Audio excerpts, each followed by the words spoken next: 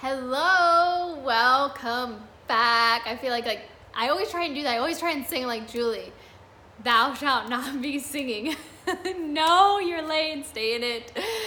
Welcome. We're here. Another glorious episode on the YouTube. Like I sound like such an old lady.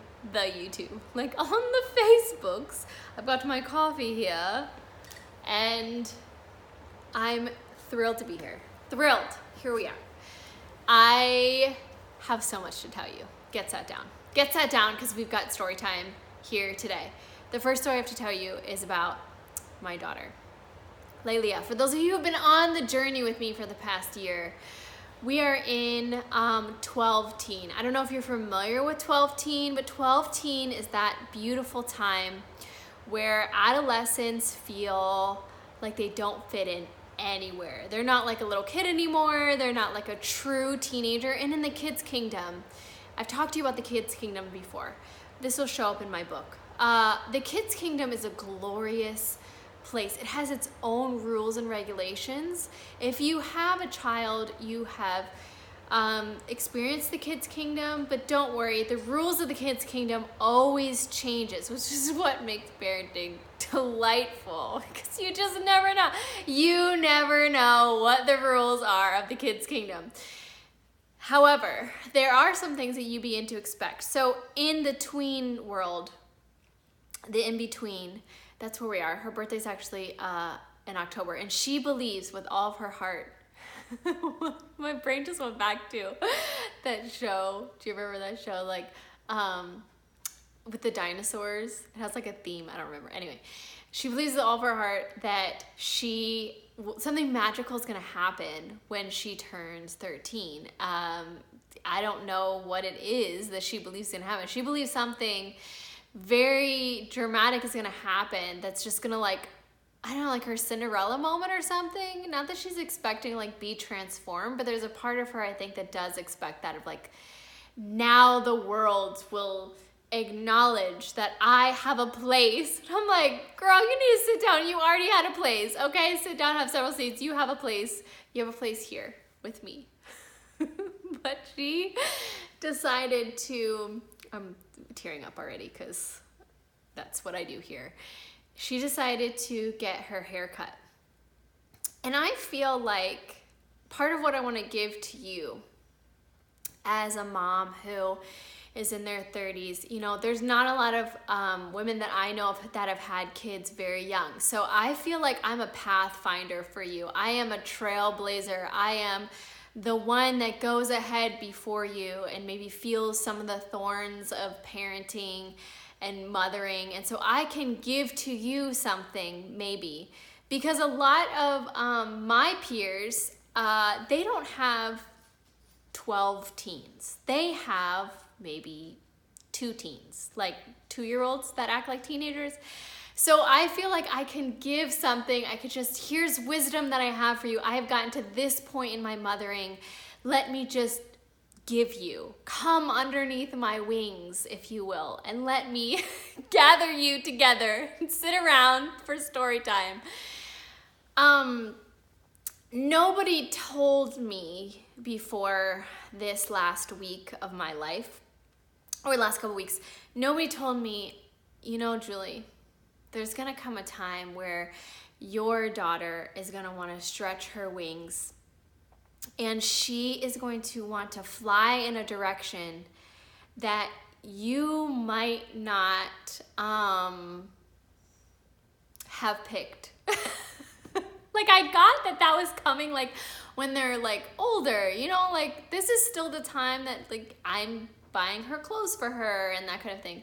So she decides that she wants to get a pixie haircut. We've talked about hair. You know, hair is a part of the J Story brand. I don't know why I just call it J Story, but we'll go with it. Love hair. Love hair. And you know, if you've been following along, hair is something I've been so deeply connected to with my daughter, because before she was even born, this is a true story, before she was born, I had these women lay their hands on my stomach. Oh, they lay their hands on my stomach. And that's not what I'm laughing at. I'm laughing at this serious moment where this one woman who who's like been in our family forever, she like looks at me and she's like, Julie, what can I pray over your child, your daughter? And I said, this is true. I said, I really want her to have hair. And this child, and so she did, she prayed hair over my baby. This is so ridiculous, but this is real. She prayed hair over my baby. So my daughter was born with this thick brown hair. So she decides this past week she decides actually a couple months ago. I'm still tearing up, guys. I just need to control myself. Can't do it. She decides she wants to get her hair cut. A couple months ago actually, and her hair was at her shoulders, and I was like, all right, let's just chop off like an inch. I'll trim it for you. She really, really, really wanted a pixie cut. I'm talking shaved the hair off pixie, and I was like, honey, it's like, I know what it's like to have really bad hair, and I just want you to be okay. Like, I want you to be okay. Like, with just that moment where your hairstylist is like standing there going, don't cut the bangs, which actually happened when she was getting her hair cut. I heard this other hairstylist in the salon say to the woman sitting in her chair, listen, I know you're going through a lot. This is a true story. I know you're going through a lot right now, but I just don't think that with this emotional crisis you're going through that we should cut bangs for you. And I'm like, thank you. Like, we need those people. So I was trying to be this person for my daughter. I was like, I know that you want to get a pixie. Let's just cut an inch. We cut an inch. This child saw herself in the mirror and bawled her eyes off. Bawl her eyes out. And I was like, okay, listen, if you're crying at an inch, well, let's not take off 5. Like, we just, it's gonna grow back. It's gonna be fine. I clipped in extensions for her the next day. Alas, a couple weeks later, you never know what's coming in the kids' kingdom. She's like, I want my hair pixied. And we just had these conversations together, just her and I, heart to heart. And I'm like, listen, I am your guide with your hair. It's hair, honey, your body, you need to express. But no mother up until this point sat me down and said, there's gonna come a moment where your child is going to want to go in a direction with herself that you maybe wouldn't prefer. You wouldn't prefer this, and you're gonna have to just let go. And now I know that there are so many different ways that children can be mothered. And maybe this isn't the way for everyone, but this was the way that I felt right for me. Was it's hair. She's not asking for a tattoo of like Winnie the Pooh on her face. Nothing against Winnie the Pooh, but just this is a hair thing. So I said, fine. If you want this haircut in 4 weeks, we'll do it. This girl, this didn't work. My plan of if she waits, she won't want it, backfired. The longer she waited, the more she wanted it. And my husband and I got to a point where we're like, oh, can we get her haircut tomorrow? It's all she talks about.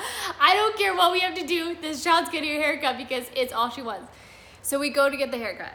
And I'm sitting there and I hear the other woman like, hey, listen, talk her client off of the bang cliff, which I've been talked off of many a times.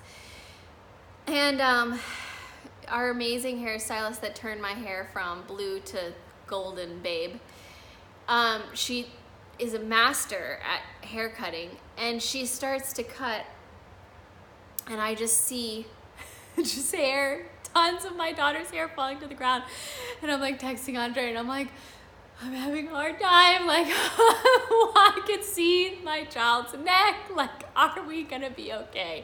Are we going to be okay?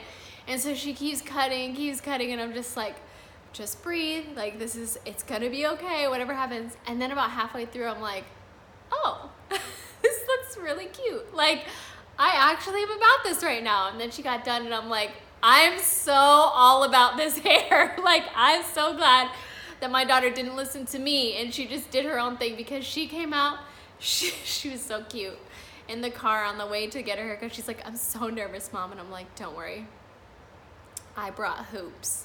And she's like, thank you. And I was like, you can always fix a moment with the right accessory. And she's like, you're right, Mom. I've got hoops. It's going to be okay. And I'm like, I'm doing something right. I'm doing something right. She's like, I have hoops and it's going to be okay.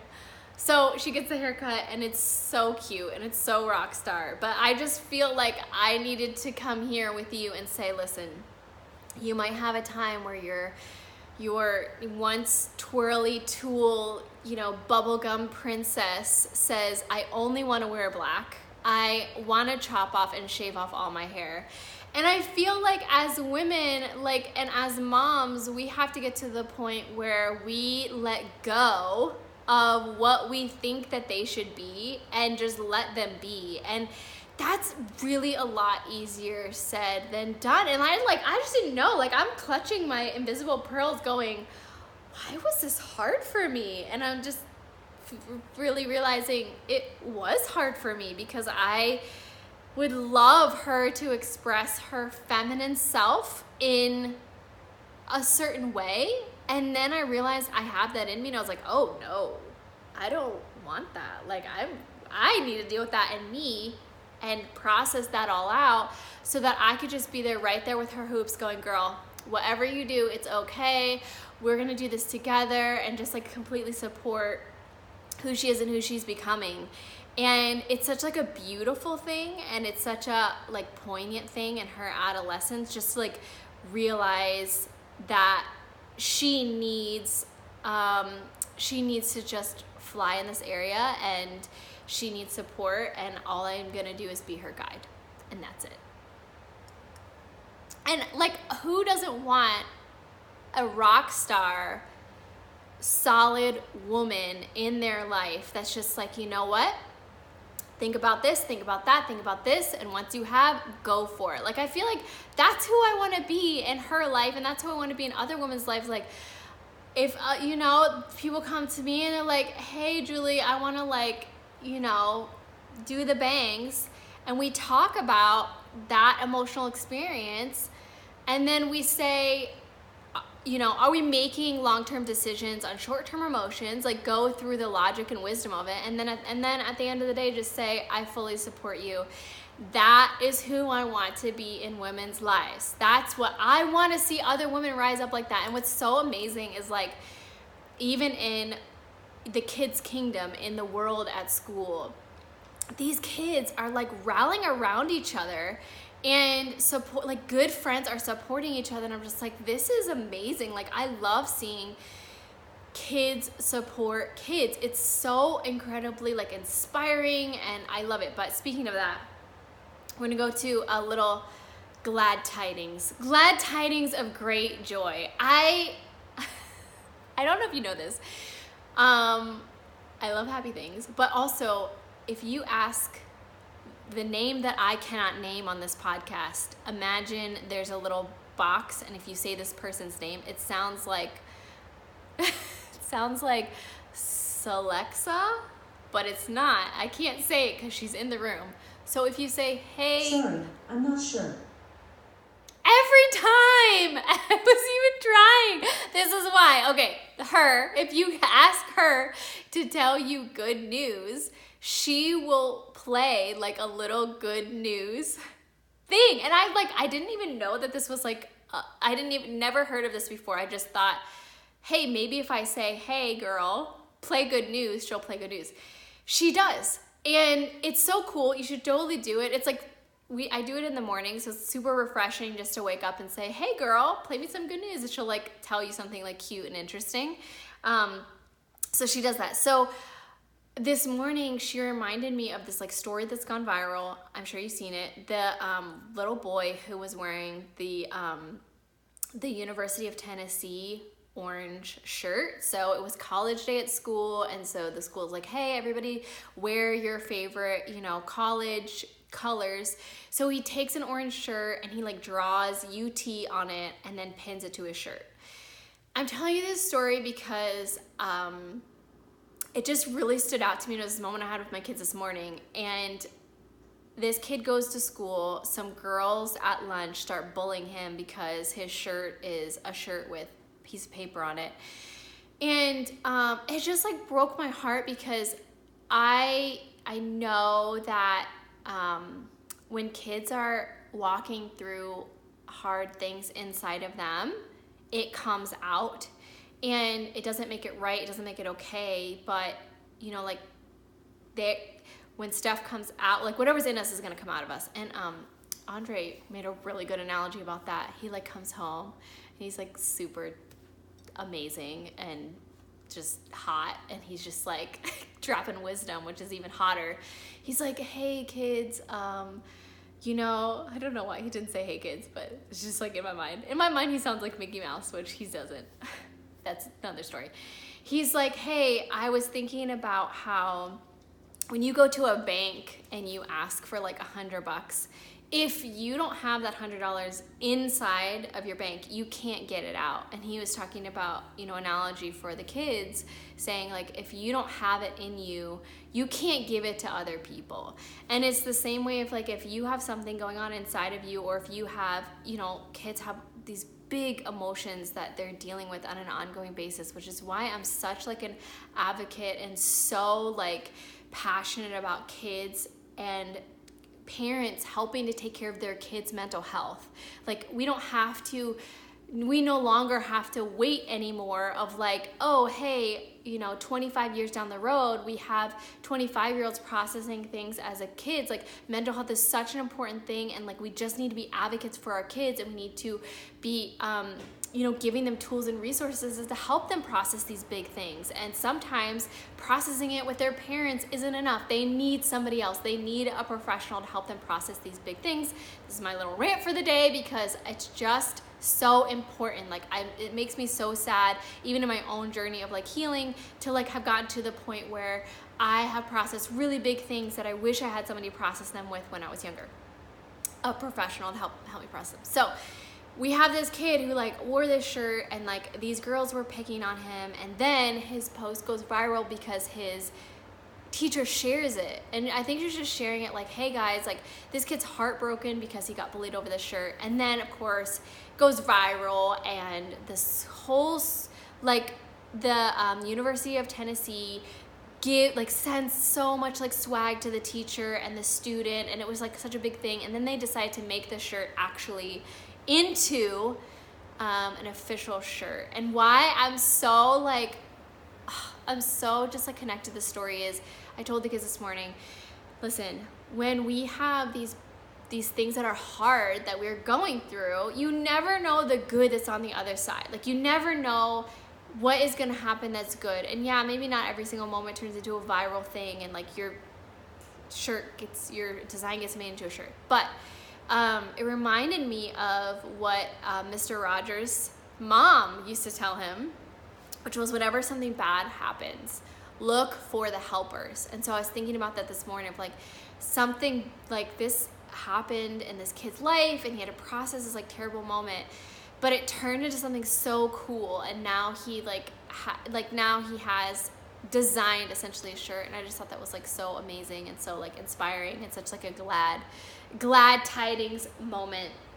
So so that's what's going on in my week this week. Hair cutting. Didn't tell you the story of getting a random new addition to our home. Got a ferret randomly. This is the most random story ever. Like I feel like, does this kind of stuff happen to other people, or is this just my life where these random things happen? I walk into my mom's house, she walks up to me, it's my sister's reveal party for her photography, and my mom's like, we found a ferret in our backyard, do you want it? And I was like, Mom, I just got here, like what are you talking about? Who finds a ferret in their backyard? And she's like, this ferret just runs up to me, it's super friendly, do you want this ferret? And I was like, I don't know anything about ferrets. Like, what is this? I don't know. So we ended up looking up ferrets.